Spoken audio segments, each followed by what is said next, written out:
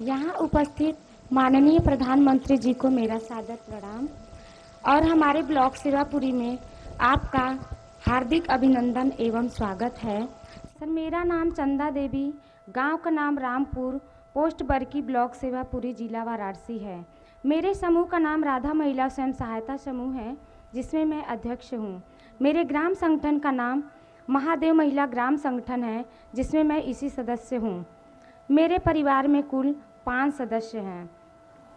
समूह से जुड़ने से पहले मेरी आर्थिक स्थिति अच्छी नहीं थी, इसलिए हमारे बच्चों का रहन सहन, उनका खान पान, उनकी शिक्षा व्यवस्था देखने में मुझे काफ़ी कठिनाइयों का सामना करना पड़ा।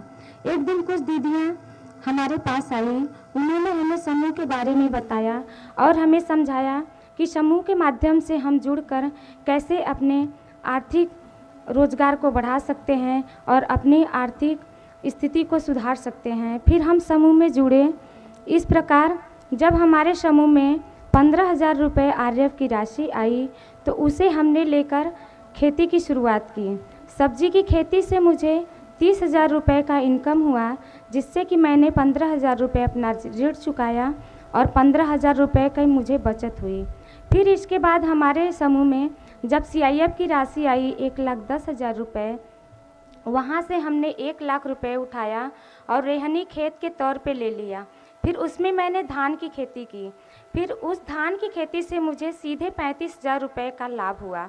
इस तरह मैं अपना काम खेती से करती गई और मेरी आर्थिक स्थिति में काफ़ी सुधार आया। पालन पोषण और उनकी शिक्षा व्यवस्था में भी काफ़ी बदलाव आया। फिर एक दिन हमारी मुलाकात हमारी मंजू दीदी, जो हमारे ब्लॉक की बीएमएम हैं, उनसे हुई। उन्होंने हमें बैंक सखी के कार्य के बारे में बताया। फिर उन्होंने हमें बैंक सखी का कार्य अच्छी तरह से समझाया और बैंक सखी के रूप में मेरा चयन भी किया। फिर मैं यूनियन बैंक ऑफ इंडिया बरकी में बैंक सखी के रूप में कार्य करने लगी। फिर यहाँ से मेरी आर्थिक स्थिति में और सुधार आया और मैं आत्मनिर्भर बनने के साथ साथ मेरी एक अपनी अलग पहचान बनी बैंक सखी के रूप में।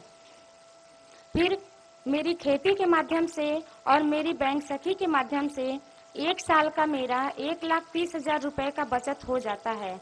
तो इस तरह से मैं आत्मनिर्भर बनने के साथ साथ मेरी अपनी एक अलग पहचान बनाई।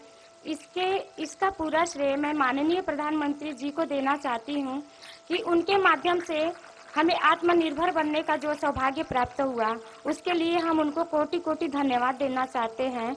और मैं उनसे आगे ऐसे ही अनुरोध करना चाहूँगी कि वो महिला सशक्तिकरण के लिए और भी कई सारी योजनाएं लेकर आएं, जिनसे कि हमारे क्षेत्र की महिलाएं इनसे जुड़कर लाभान्वित होकर आत्मनिर्भर बनने का प्रयास करें।